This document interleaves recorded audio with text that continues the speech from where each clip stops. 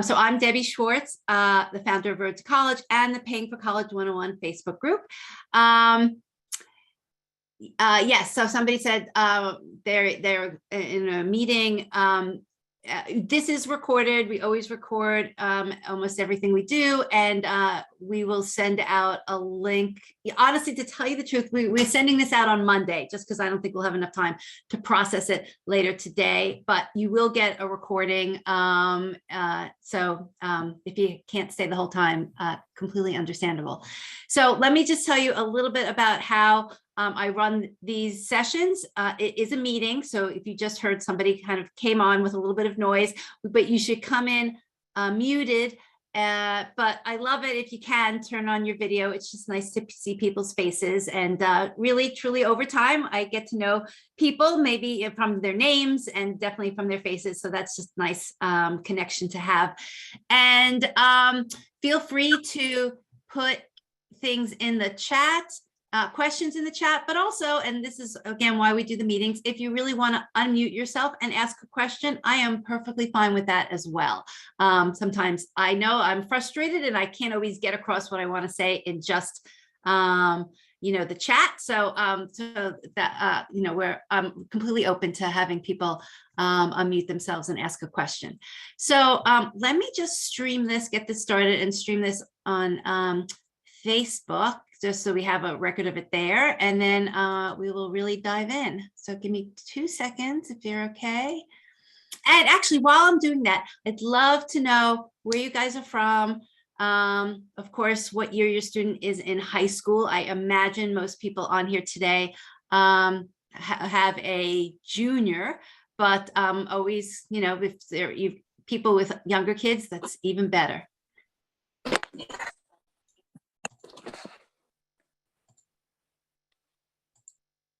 Okay, let me just get this started.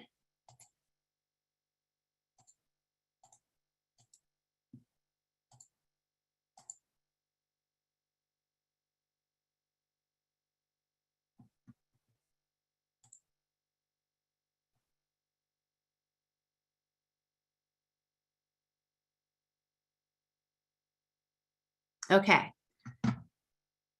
So lots of people with someone coming in from France, but you're a US expat. That's great, interesting. Juniors, good.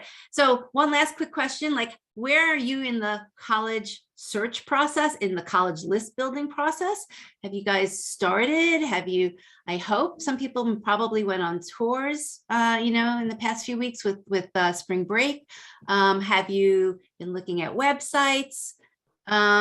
All good to know. And if you haven't started, I will say it is not too late, but I do want to light a fire under you. It is time to start if you haven't started and you have a junior.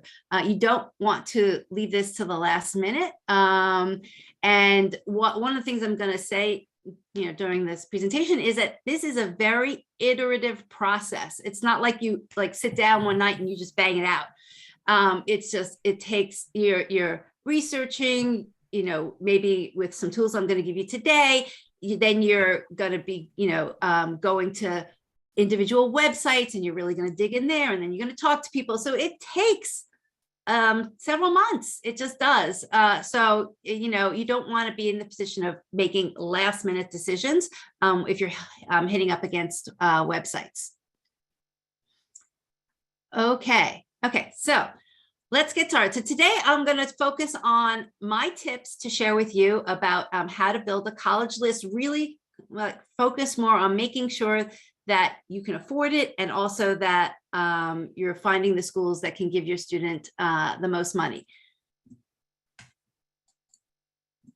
And kind of, intertwined with that is obviously our whole objective is to get our students, our kids, to a school that they're going to get a good education at, they're going to be happy, they're going to succeed, and that you can pay for, right? I wish I could give the information. I wish I could say I can guarantee that everybody, can pay for college off the bat. It's unfortunately with crazy prices the way they are, that's not the case, but we can do our best to minimize what that cost is going to be if that's an objective of yours, which I would imagine for most people it is. So this isn't, I just wanted to kind of like start with this basics, but there's really, right, there's three big buckets of where people get money to pay for college. There is your family, and a piece of that is something called the EFC, your expected family contribution. And that's like a whole nother presentation about how that is calculated, but that is a calculation that comes as an outcome of you filling out the FAFSA, but it's also information you can be understanding and looking at now. But basically that's the government saying, we expect that you can, at a minimum, contribute this amount of money, and that amount of money is called your EFC.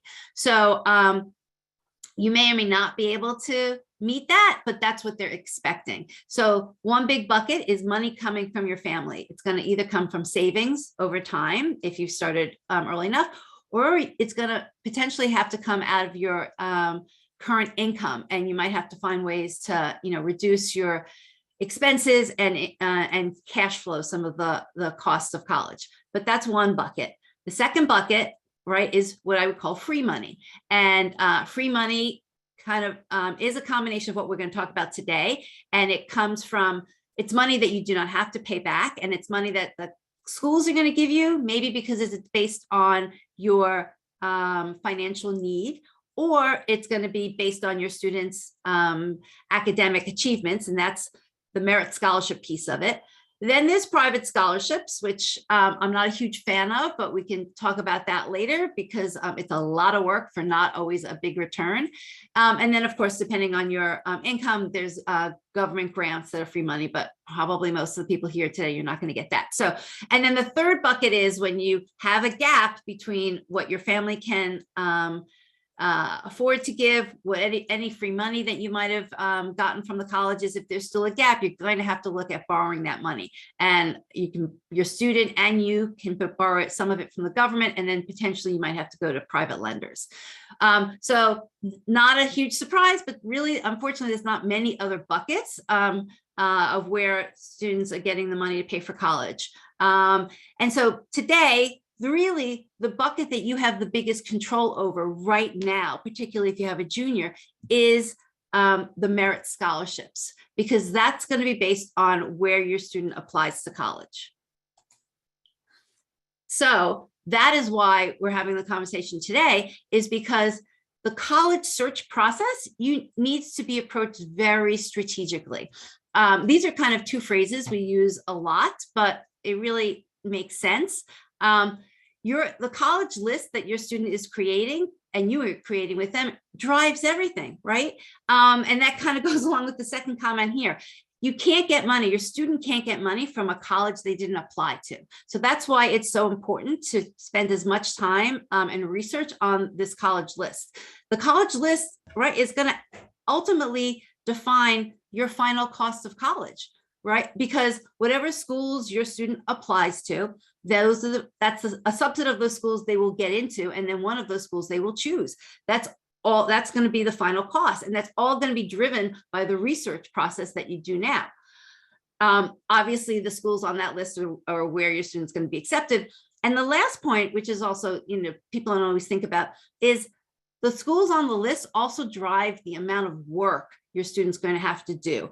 We actually did a session 2 nights ago talking about essays, and obviously the schools that your student applies to and the number of schools that your student applies to is going to drive the amount of work and the amount of essays they're going to have to ultimately write. Some students, depending on the competitiveness of the schools that they're applying to, may not be a lot of work. Others, again, depending on the competitiveness of the list and kind of the selectivity of the schools that the student wants to go to, they could be ending up writing 10 or 20 essays. So it's just something to keep in mind as you're building the list. Oops. Okay, so what is merit aid? I'm not gonna sugarcoat this. It really is on some level money that the colleges are using as discounts to lure certain schools to their college. And we're going to talk about the process, or kind of like the who they work with to make these decisions. But it's, you know, just as in any sort of business, and in retail in particular, you know, at some point there's the retail price, and then there's the sale price. I don't want to call these sale prices at schools, but it's definitely a discounted price, and the colleges use this money to decide who they're going to discount to. And that's a whole business onto itself, making those decisions about who's going to receive the merit scholarships and the discounted money.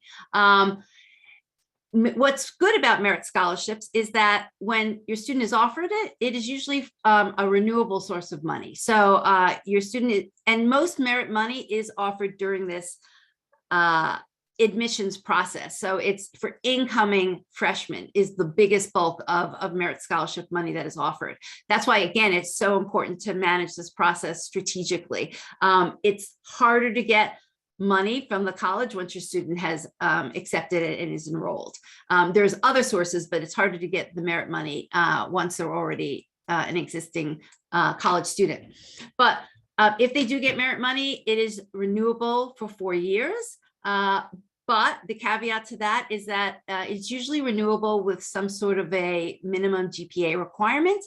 Again, there's you know, the devil is in the details. So when you get to that point of your student being offered merit scholarships, it's really important to understand what are all the requirements around it. Some schools, the requirement is pretty easy. It might just be a 3.0, and your student can handle it. Other schools, it actually could be a 3.5. And, you know, sometimes schools make that higher hurdle because it's their way of also weeding out students who might not receive the money for the 4 years. But those are the details you need to look at, is to understand, you know, what the minimum GPA requirement is and how comfortable you think your student is going to be able to achieve that every year. Because the worst case would be that your student started college, it was a college that you thought was affordable. It was affordable because they received merit scholarships. And then sophomore or junior year, they don't meet the GPA requirement, and then you've lost the money, and they're already halfway enrolled in the school, and that school's going to cost you much more than you expected. And that, unfortunately, is not an uncommon case, but you know, maybe hopefully if you go into it knowing this information, when you get to the point of your student accepting these types of scholarships, you understand what the what they need to do once they're in school. Okay, and then the last little tidbit is that it's great, again, that you get merit scholarships, but when you're calculating out the 4-year costs, which I really encourage, and that's like another session to talk about how you do the 4-year calculations. Just keep in mind, unfortunately, merit scholarships are usually flat. So whatever dollar amount is offered in the freshman year is the dollar amount that they'll receive for the 4 years. But you know, at the same time, tuition is going to increase. And we don't really have a good enough handle on what that increase is going to be. Obviously, with the pandemic, it wasn't, in a lot of cases, the colleges froze tuition, or it was very small amount, but now we're seeing much larger increases in tuition going from 2022 to 2023 tuition numbers. A lot of that being driven by inflation, and a lot of it also being driven by colleges trying to recoup the costs that they might have lost during the pandemic. So just kind of keep that in mind. I always estimate on the conservative side to be, I mean, honestly, at a basic, I would estimate a 5% increase every year. Crazily enough, I just saw an increase from one school, which was 9% this year. That is really high, but you know, so I hope that that doesn't become the norm, but I would definitely factor in 5%. So I mentioned kind of the business behind admissions. It's really no longer called admissions that much anymore. It's really called enrollment management. And this is just a little like background. I think it's good to always kind of understand the system that we're working in. It's you have to understand the other side of the people who are working to enroll your students. They are both looking at your students from a personal standpoint and an academic standpoint, but they're looking at them from a business standpoint, right? They are in the business of making sure that people who work in admissions, they are called enrollment managers, because they are in managing the enrollment process of bringing students to that school. And the financial piece is that they're on the hook for meeting tuition and revenue goals. And so they are looking at this as a business. And so you need to look at this as a business as well. And you're the consumer, and you're trying to get as much information as possible to make good purchasing decisions. And this is a purchase decision. So again, this is just a little background. The two biggest companies in this space one is called RNL, Ruffalo Noel Levitz, and the other is EAB. You probably will never see their names, but they actually own some websites that your students might be visiting, because in addition to consulting to colleges about which students to attract and how much money to give students, and building algorithms and models to determine, this family from the Philadelphia area, and their student goes to this school, I'm going to offer them, X amount of dollars because I think that will attract them, and their student will say yes. They're building all of that in the background. But they are also capturing information about your student when they visit a lot of the websites that these companies now own. So for example, I don't know if you've heard of a website called UVisit.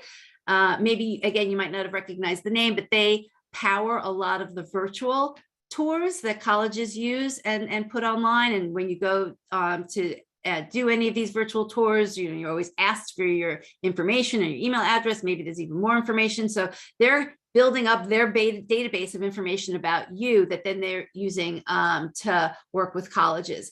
Another website called Capex was also purchased. So this is like their consumer front end websites that you might not even realize. I mean, I would imagine that you at least understand that they're capturing information about you, but you're not always realizing who's using the information. Another name that comes up, I'll just kind of mention at the bottom here, is a company called Raise Me. They offer what they call these micro scholarships. But again, they were purchased by an enrollment management company. So all the interaction and information that your student is giving on those websites is really going to consultants who then use this information to build databases to consult with colleges about who to market to, who to offer money to. So it's a big business behind the scenes. So it's not what we used to think about, probably when we all went to college, that, it's the world of academia and, they just want to offer admission to students, to make sure that they're educated. They still do want to do that, but it's also, they need to fill the seats and they need to make certain revenue goals. I put this at the bottom here. Oops, sorry. I can't grab the URL right now, but there's a really, really interesting article that came out this fall. You can see it's from the Brookings Institute, and it's on enrollment algorithms. If you're interested in this is really fascinating. And it's a journalist who went behind the scenes, delved really deep about all the different companies that I'm mentioning here and the algorithms that they build for colleges and the good and the bad of this type of a practice. So just thought it's a really good article if you're interested in this type of work. Okay, again, I just wanted to touch on this so that you get a sense of what's happening on the college side. This is actually a quote here on the left from this one of the company's websites who work with colleges. So basically they are telling colleges, they're saying you need what they're calling awarding strategies, right? You need a strategy about how you're going to give out your money, which is in most cases the merit scholarships and the financial need-based money. You need an awarding strategy that addresses both the need and the willingness to pay. Doing this successfully means that you have to understand the price sensitivity of the various student populations you hope to recruit. So this is the way colleges are thinking these days. They, again, are looking at your student and saying, can they do the work here? Will they be successful at my college? But then they're also saying, what is the willingness of that student to come? Should I, and am I going to have to offer them money to attract them to accept my offer? And this graphic just gives you an idea of all the different factors that enrollment managers have to put into the decision these days. The characteristics about your student. See here at the bottom is the ability to pay. Most schools factor that in. There's a sliver of schools that don't, because they're wealthy enough that they don't have to consider it. But a lot of schools consider, your student's ability to pay. There's all the other factors that might be going on, environmental factors. Another big category are the institutional goals. So what are the institutional goals of that college? Some colleges, actually, we saw this past season, are making a big push for diversity and first-gen students.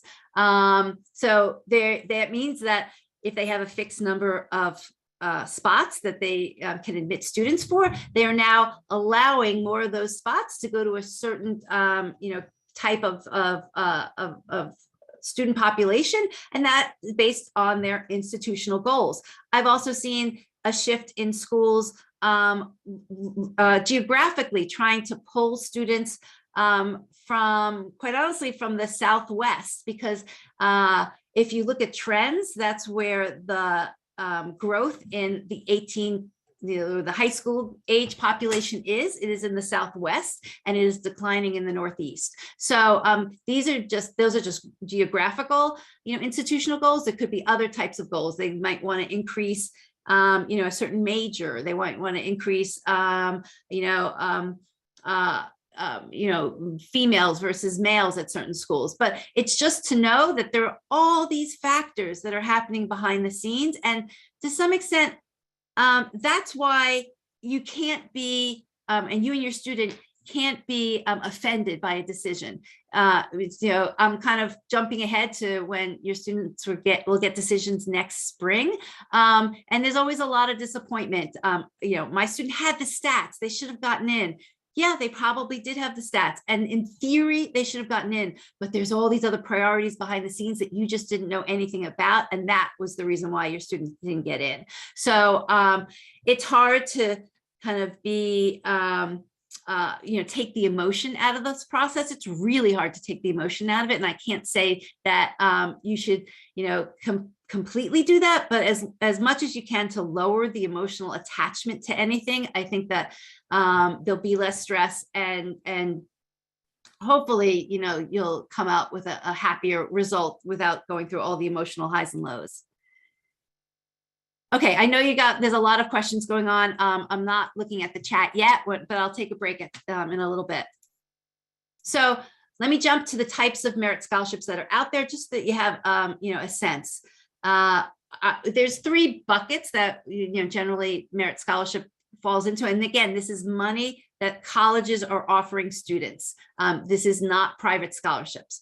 So one bucket, and a big bucket, is what we call automatic merit aid. And what that means is that your student doesn't need to do anything when they apply, that all the applications at that school are going to be looked at, and the admissions or the enrollment management team is going to decide whether that student should be awarded money. Usually that type of merit is based on the GPA and the SAT, ACT scores. This is a big bulk of the merit scholarship money that is out there.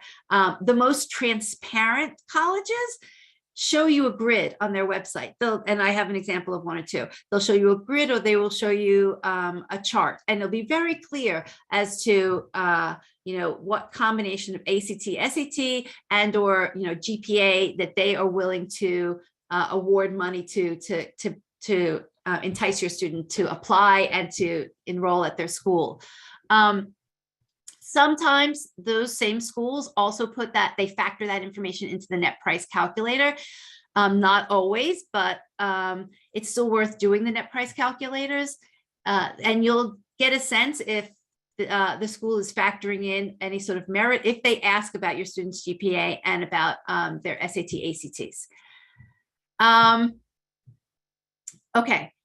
Sorry, somebody's saying, can we get a PDF of the slides? I'm not going to give it a PDF, but what we do is we do make a separate recording of just the slides if you want to kind of quickly go through the slides, and I'm not offended if you don't want to hear my explanations, but so that's that. You'll receive both those links.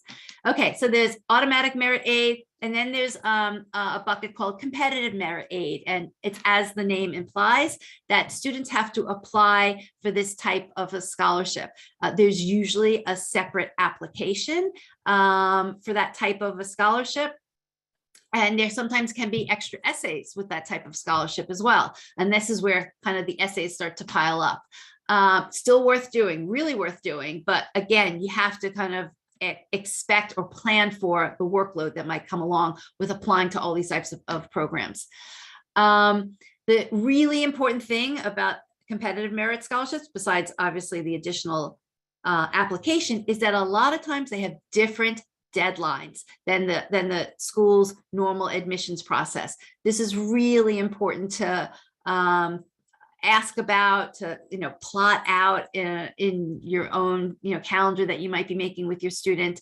A lot of times the deadline for merit scholarships is earlier than the regular admissions, and I'll show you one example in a second.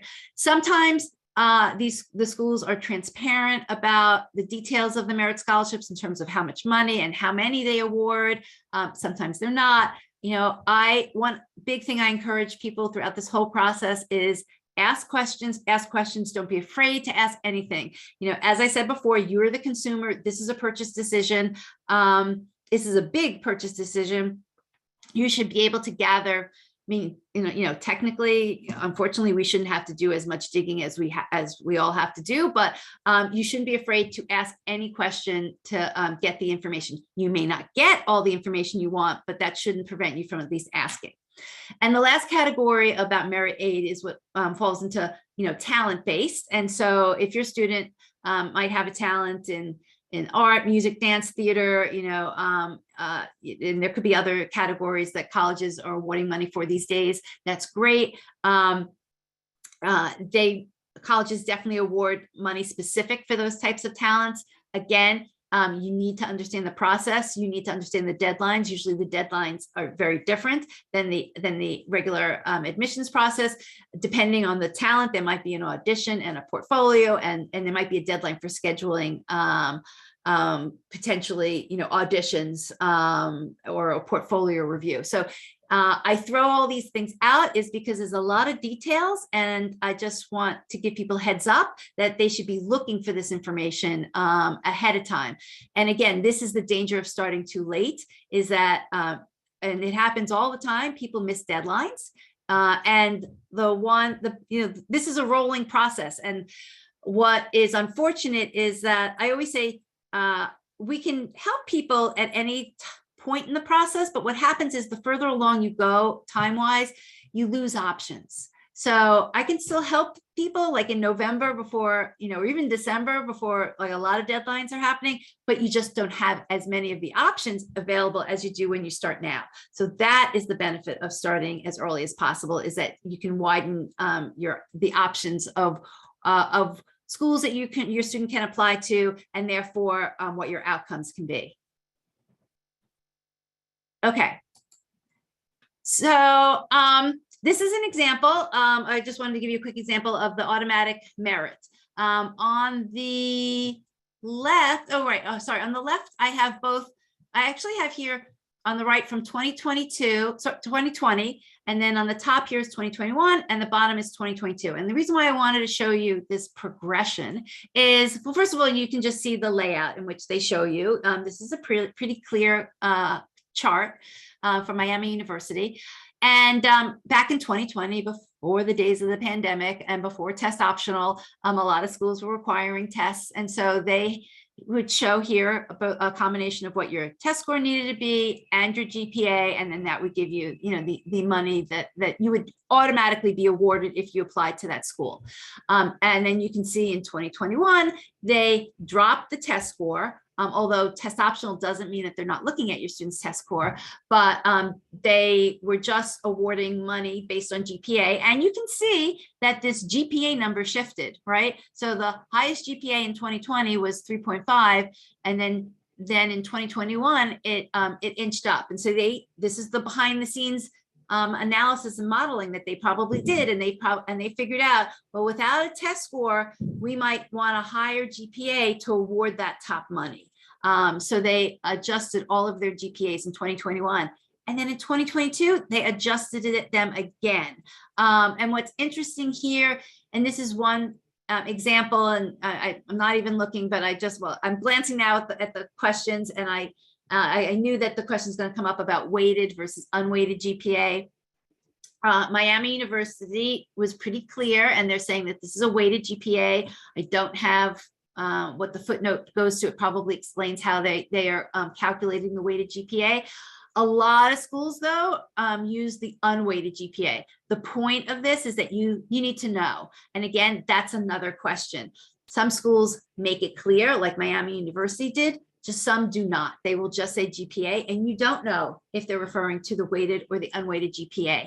And again, this is a perfect question for your student to email their admissions rep, or just, or call the admissions office. Again,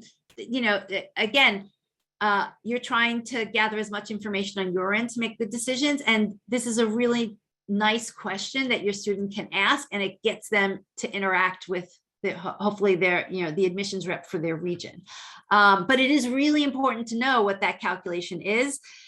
And that's kind of an issue with GPAs being used as much as they are these days, as opposed to test scores. And I'm not, that whole discussion about test optional is a whole nother conversation. But the reality is, with schools relying much more on GPA, there's a really wide range of, well, how your school might calculate the GPA and how the college might calculate the GPA. And in most cases, the college recalculates the GPA based on their formula, because they want to make sure that they are comparing students on an apple to apples basis.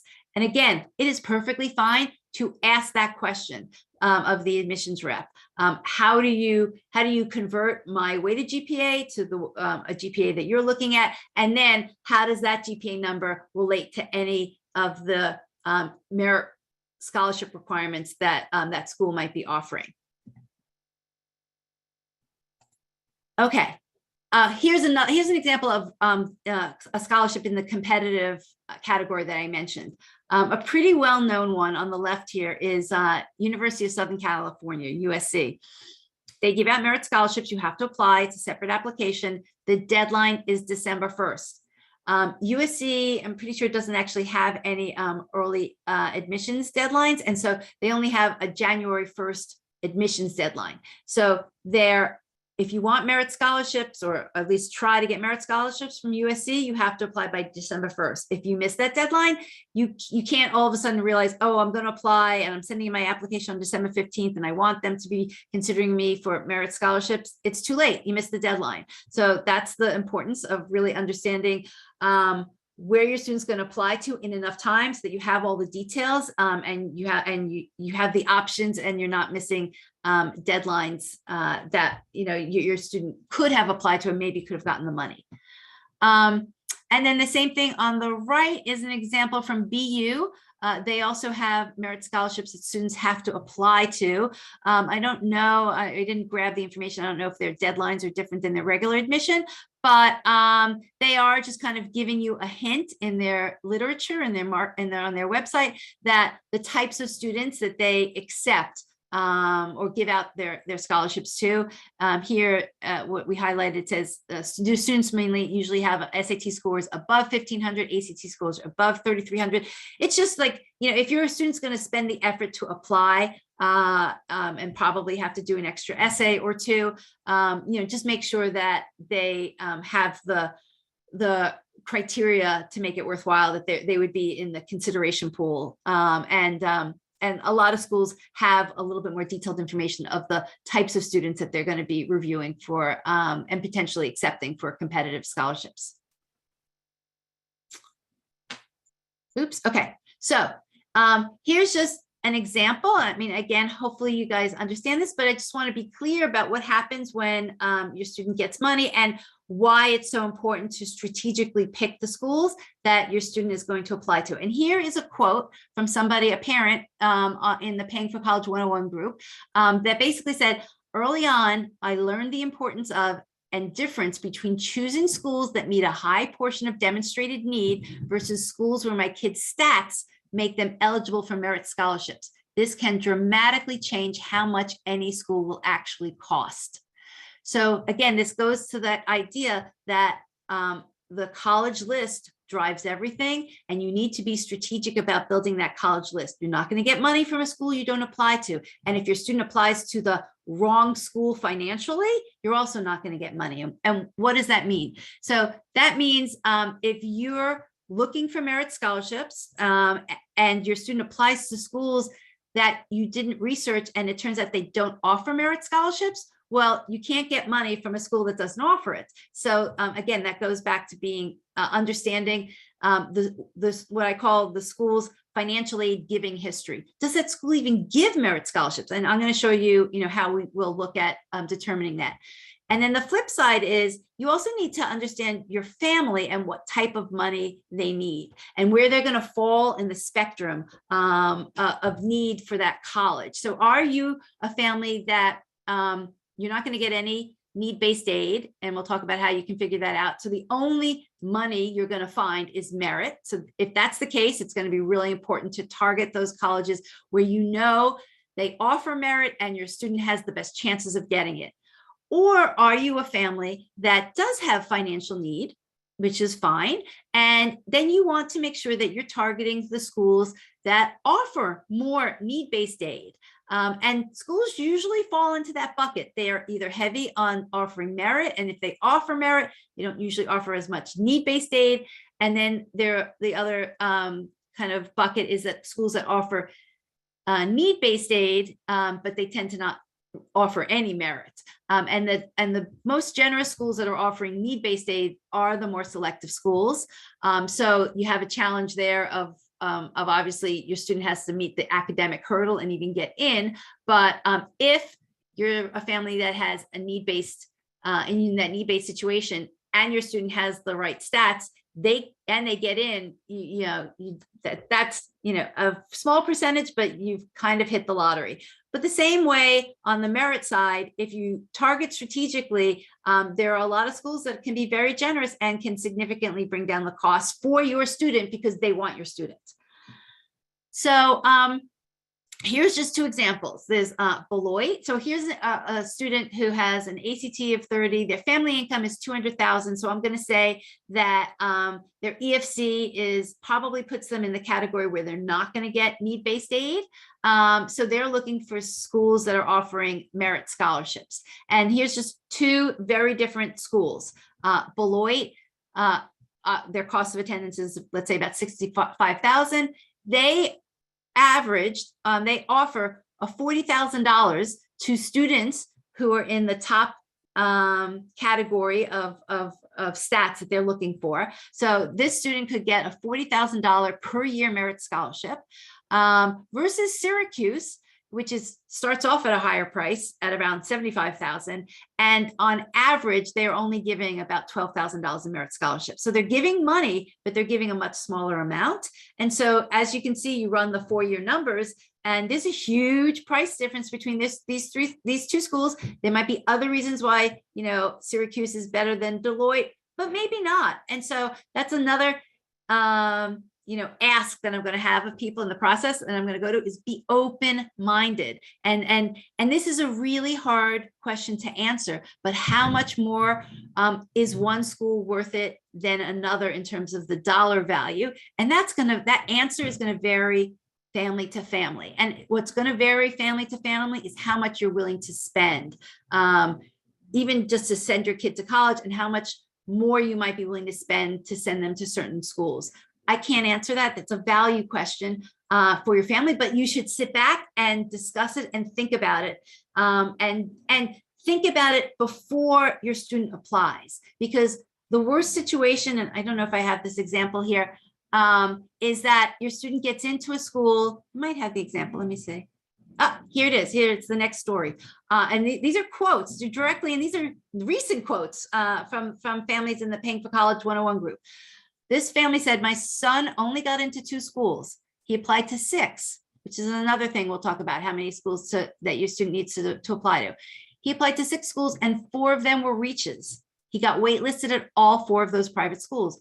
Of the 2 schools he got accepted, only 1 is a real option because it's affordable. So they went through this whole process, and they only really have, I wouldn't even call it, I mean, I guess you can call it an option, but they only have 1 place that they can send their student to that's affordable. And then the parent goes on and says, now he's saying that he thinks he picked the wrong school and that he should have cast a wider net, which is another lesson we're going to talk about. And he's very remorseful of all the decisions he made. He wants to go to his second choice school that he got accepted into. The problem is that school has an $82,000 price tag. We did not qualify for any aid. My guess is that school didn't even give out any aid to most school students. But the point of this story is that you want to understand what your family's willingness is to pay for college before you get too far in. Because as this example shows, this is the end of the process. They really only have 1 option. I hope that they're not going to send their student to the $82,000 school that they can't afford, but it's also a lot of disappointment that's going to happen. So it could have been okay that they applied to the $82,000 school if they were going to kind of have a lot more options at the end to choose from, or that they specifically said at the beginning, I'm going to allow you to apply to this school, but unless you get money from it, it's going to be unaffordable, and we're not going to send you there. Better to have those conversations now. It is end of April, May, before you even put those schools on the list, so that if you put any of those types of schools on your list, you and your child have this understanding beforehand, instead of at the end, a year later, when you've gone through so much emotional ups and downs, and they really want to go there and you can't afford it. Yes, somebody said this story was posted. I'm taking real quotes. These are real stories of people sharing their heartbreak, of what they're dealing with. Okay, so these are, again, just my pieces of advice. Attitude goes a long way, and it's the attitude and the way you approach this process that's going to help you kind of be more stable managing it, hopefully be more successful, and help you find the most money. So understand what's in your control and what is not. And that, to me, goes again to the college list is in your control. There's a lot of back and forth in this process. At this point in the process, you're in control. You're going to decide, you and your student are going to decide where they're going to apply. So that's a big decision. That's a big, point in the process, because once you apply, that control kind of flips to the college, because then they have to decide what they will accept you. And then the control flips back. If they do accept you, then you and your student have to decide whether you're going to enroll. But right now, to some extent, you're in the power seat because you haven't made any decisions about where your student is applying to. So that's something that is under your control. That's why you're going to do as much research as possible, and you're going to be strategic about how you manage it. Once it goes to the college, in terms of them looking at your student's application, you're not really that much in control. And that's why I wanted to show you earlier on all the different factors that go into the decision behind the scenes of the admissions office. And you can't be disappointed necessarily. I mean, you can be disappointed with the results, but you have to actually realize that you did your best, and at some level, the control that the decision really wasn't in your control, and there were factors that were beyond what you could influence about why your student may not have gotten into that school. So, but again, recognize what you can control. And right now, for juniors, the 2 biggest pieces of the process left that you can control are the college list and the colleges your student applies to, and then how well they put their application together. Those are completely in you and your students' control right now. And so that goes kind of hand in hand with the college list and the quality of the application and the quality of the essays. So I always tell people that the goal, and kind of going back to the family example I just showed, your goal is to have options. You don't want to have to go through this whole process and at the end be up against the wall, which kind of the family is that I just shared the story with, that says, my student went through this whole process and they only have one place to go and they're not happy about it, or we can't afford it. That meant that you didn't kind of manage the process strategically enough to anticipate that you would have options at the end.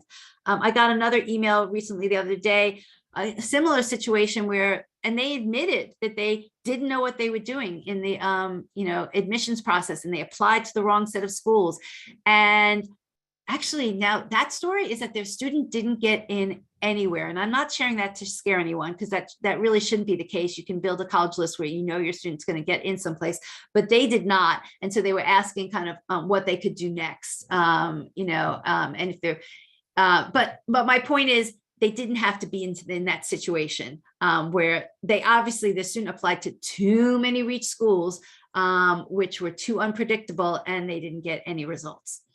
Okay, and that's the point of the third bullet, plan for the worst case scenario. So the worst case scenario is your student doesn't get into any of these reach schools. You need to have a set of schools that have a really strong likelihood that your student will get into, and you need to have, besides an academic safety, you need to have a financial safety. So you need to have, and the best obviously is you can find that combination of school that your student is happy that they're going to go to if they get accepted, and you can afford.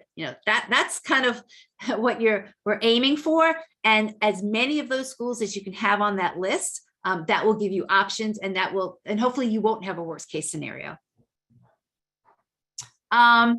Okay, be open-minded. So I say that because some people kind of go into this process and they're like, my student's only interested in these 10 schools, and we're going to apply to those schools, and because they want a certain type of school in a certain location and a certain level of selectivity.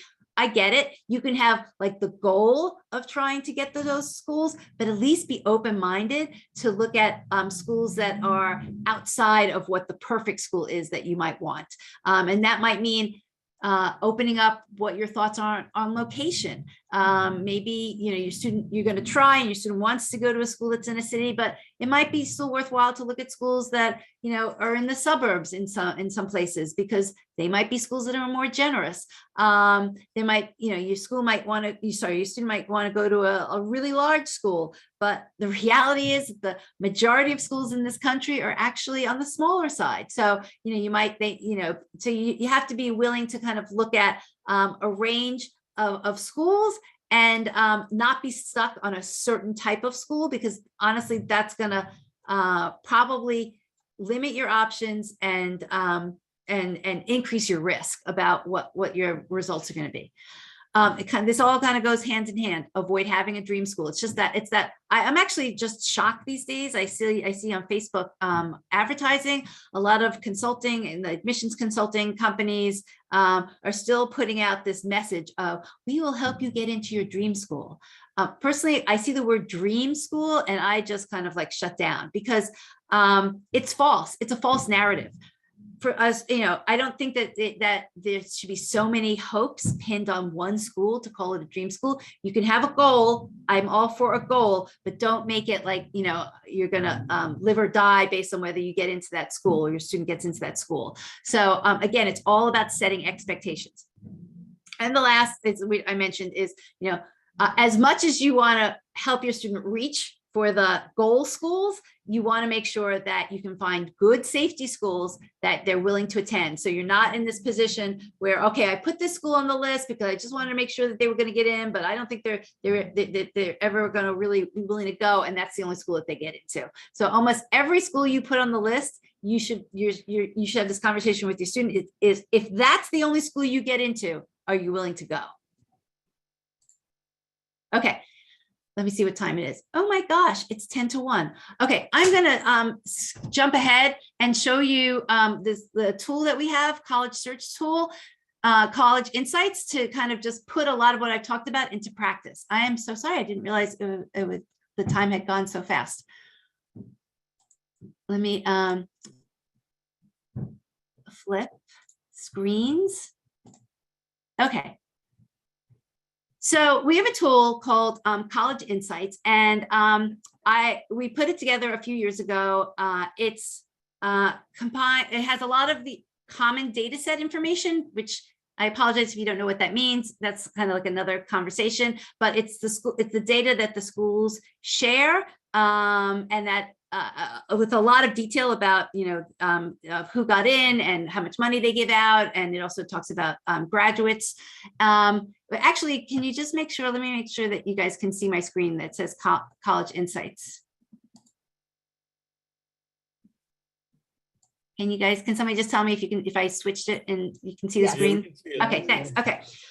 So this is a combination of common data set information from the government, information that we scraped, and information that I call crowdsourced information, which is information that we've gathered from families when they share their actual awards. I'm just going to jump right into it. But basically how you get into this is that you can get 5 schools for free to see what it's like. And then there is a monthly subscription. It's $24.99. But honestly, I've had families like use it for just a month. Then they shut off their subscription. Then they sometimes come back to it like a few months later. I have others that kind of use it for several months while they're doing their, search process. And so it's, you can use it to how much you want to kind of dig into the work right now or later. So, okay, let me log in.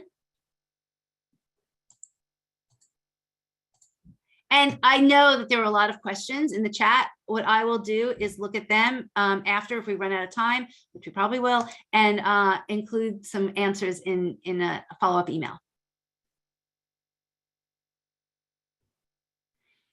Okay, so this is the way I use College Insights. I try and be kind of like cast that wide net and then just keep going down and down and down and down till I get, that smaller list of schools. And so to cast that wide net, I might put in a major, because maybe, like my student is really dead set on a major.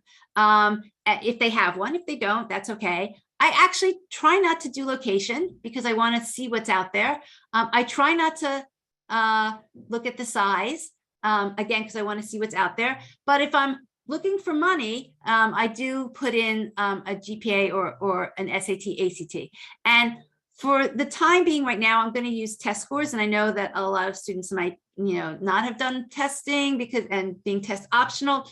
I will say, for the purpose of using this tool, you can search by GPA, but just from a data perspective, these colleges have not been that accurate in sharing GPA information because they haven't had to rely on it the way they've relied on the SAT, ACT in the past. So from a data perspective, you're going to find more holes by searching through the GPA. The colleges have just shared more information about their SAT, ACTs. And then if your student hasn't taken one, what you can do is, and I'll put these links in, there's to a few sources where you can take your student's GPA and convert it to a range of an SAT, ACT. And I would do that again for the purpose of searching. So I'm going to use the example that I think I used in the website. This is a student that had like a 30 ACT. I'm going to take a range of 28 to 30, and I'm going to pick and to show me the schools where that test score is in the 75th percentile or above. So that means that of all of the students that applied and enrolled in that school, this test score is at the top range of those students. And that's really the group of students that the colleges are trying to attract when they're giving out the merit money. So if I do a search, and so I've only filtered by this one criteria, right? And then there's a lot of data here, and there's different buckets of data you can kind of quickly go through. There's the race, ethnicity, different, what percentage of male versus female, and all the different populations. This is the stats of GPA, the average SAT, but the really more important two columns are the 75th percentile of the SAT or ACT. Then there's admission stats. And this is also really important because this breaks down the overall admit rate, which is a kind of can sometimes mask what is going on. So let me see if there's any quick examples here. I guess the quickest one here happens, well, let's say not a great example, but well, I'll pull up one a little later. But usually you see it in the more selective schools. You'll see that there's an admit rate of, let's say, 30%, but actually their early decision rate is like 45%, and their regular decision rate is like 15%. So the schools that are very heavy taking early decision, there is a little bit of an advantage from an admission stats standpoint of applying early decision. And then because they take a large percentage of their class early decision, if you are applying regular decision, your chances are much harder because the acceptance rate is much lower than what the overall acceptance rate looks like. So it's really important to kind of look at the details of the acceptance rate. Okay, then we have deadlines, which we've now, hopefully you've gotten the idea, deadlines are really important. I'll tell you another deadline that's really important is if you're applying early decision or early action, those schools also usually have an early deadline for the financial aid. So be prepared if your students are applying to an early action school like November 1st, a lot of times the financial aid paperwork is due November 15th. So don't think like, oh, I don't have to give that in till much later. It's, it's usually around the time of the admissions. So for families that are looking for need-based aid, right, this is the most important column, the percent of need met. So if you figure out kind of in that, branching, if you're a family that's looking for merit, you don't necessarily need to look at this as much, but if you're a family that's looking for need-based aid, you want to find the schools where your students at the top of the academic category, and they give as much need as possible. And this percentage is going to tell you which schools are going to give more of that need. And then it's the average dollar amount of the need. And then I'm going to skip over to merit scholarships. So here, this is the most important grouping of columns for people looking for merit. I've now searched this database, right? All I put in was show me the schools where my student who has a 28 to 30 or is in that 75th percentile or above. And then, so I know by default, the schools that are on this list, the student is in, in that highest academic category. And I think I must have pre-sorted this, but let me just check. I look at this column that says average merit aid for students for freshmen without need. And what I do is I sort this column from, in descending order. So that's kind of why I picked Beloit as the example. So now I've narrowed the schools down to the schools where my student is academically at the top of the range. And now I can and this is being open-minded. This is starting wide and starting to kind of like narrow in.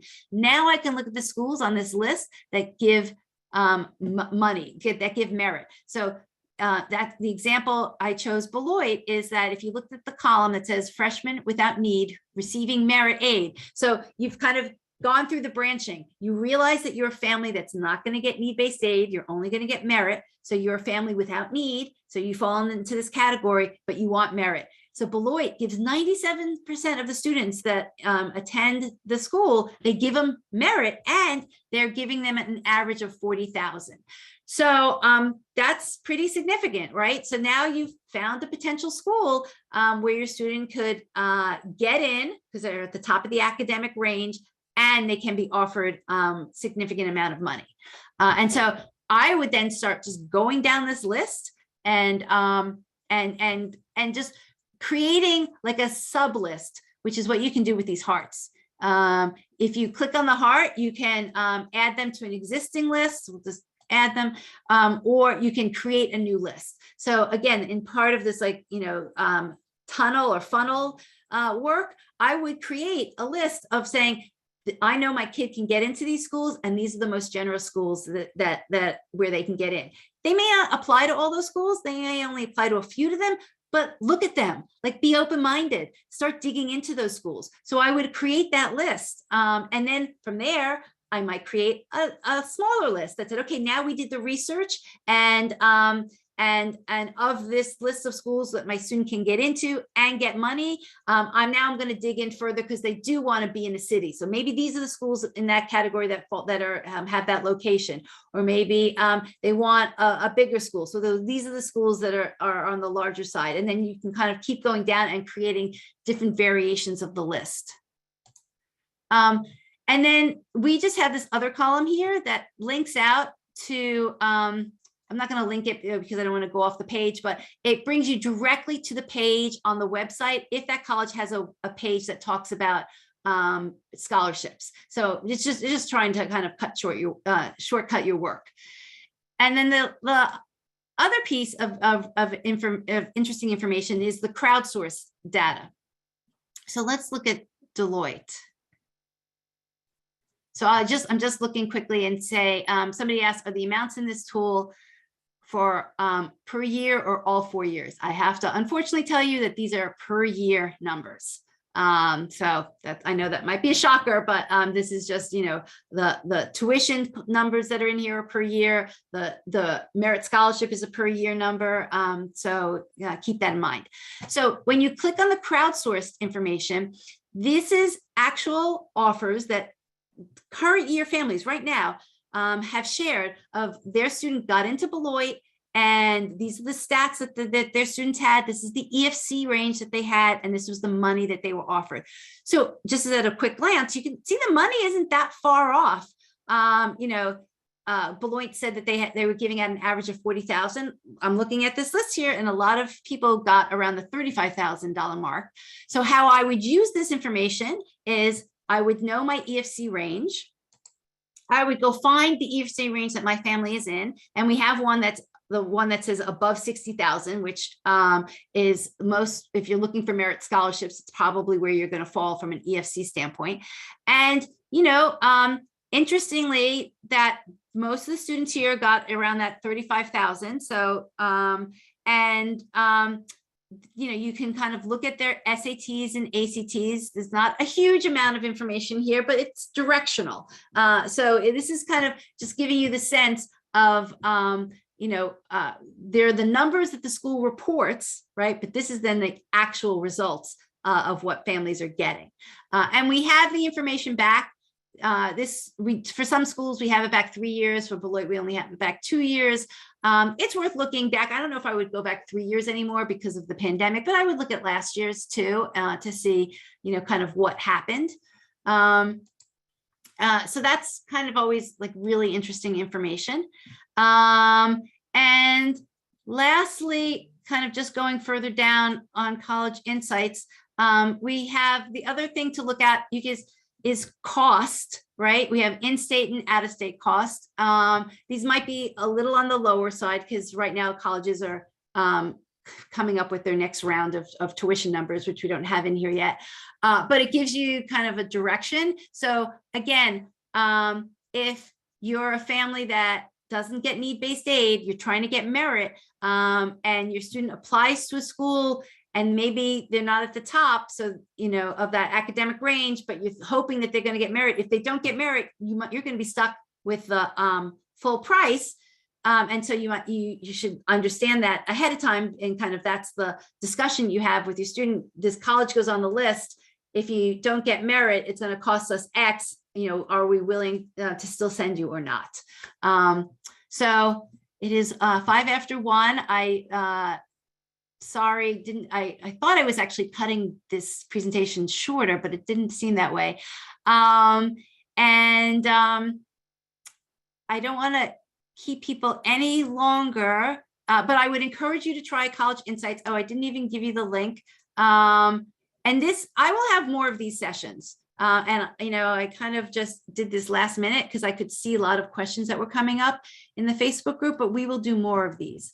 But if anybody, I really do encourage you to start the process now, start building your list, start doing the research, hopefully you have a better understanding of kind of how to figure out which colleges you should start to be looking at, what numbers you should be looking at.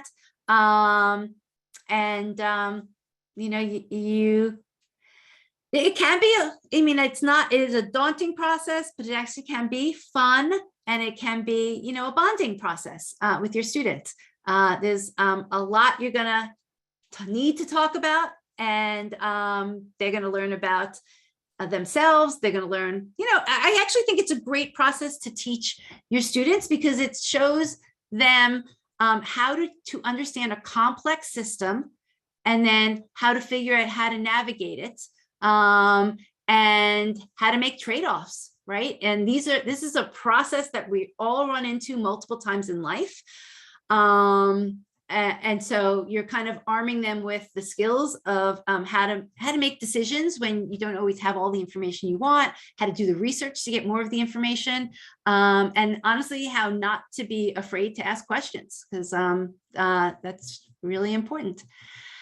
Okay, so I'm going to sign off. Thank you all for being here. I will do this again, and send me your questions. Maybe we will do smaller